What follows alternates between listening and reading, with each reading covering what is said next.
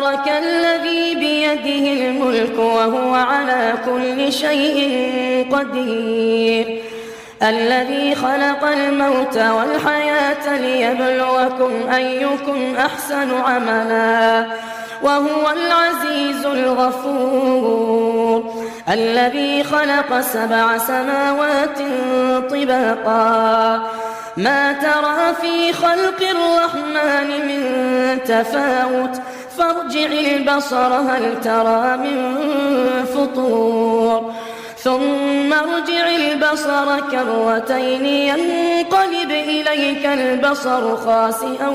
وهو حسير ولقد زينا السماء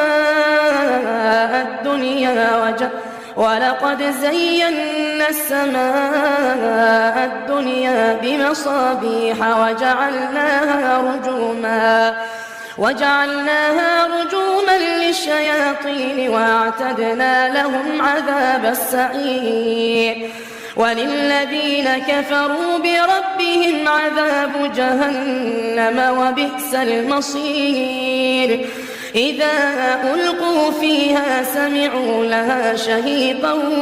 وهي تفور تكاد تميز من الغيظ كلما ألقي فيها فوج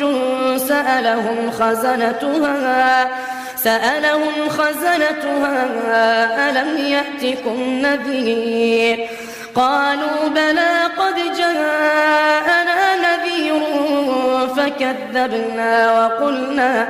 فكذبنا وقلنا ما نزل الله من شيء إن أنتم إلا في ضلال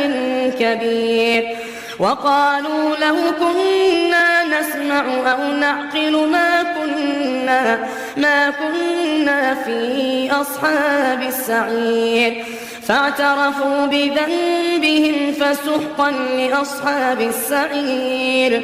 إن الذين يخشون ربهم بالغيب لهم مغفرة وأجر كبير وأسروا قولكم أو اجهروا به إنه عليم بذات الصدور ألا يعلم من خلق وهو اللطيف الخبير هو الذي جعل لكم الأرض ذلولا فامشوا في مناكبها وكلوا من رزقه وإليه النشور أأمنتم من في السماء أن يخسف بكم الأرض فإذا هي تمور أم أمنتم من في السماء أن يرسل عليكم حاصبا فستعلمون كيف نذير ولقد كذب الذين من قبلهم فكيف كان نكير أولم يروا إلى الطير فوقهم صافات ويقبضن ما يمسكهن إلا الرحمن إنه بكل شيء بصير أمن هذا الذي هو جند لكم ينصركم من دون الرحمن إن الكافرون إلا في غرور أمن هذا الذي يرزقكم إن أمسك رزقه بل لجوا في عتو ونفور أفمن يمشي مكبا على وجهه أهدى أمن يمشي سويا على صراط مستقيم قل هو الذي أنشأكم وجعل لكم السمع والأبصار والأفئدة قليلا ما تشكرون قل هو الذي ذرأكم في الأرض وإليه تحشرون ويقولون متى هذا الوعد إن كنتم صادقين قل إنما العلم عند الله وإنما أنا نذير مبين فلما رأوه زلفة سيئة سيئت وجوه الذين كفروا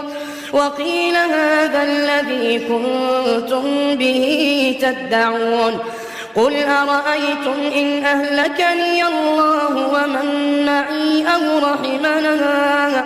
فمن يجير الكافرين من عذاب أليم قل هو الرحمن آمنا به وعليه توكلنا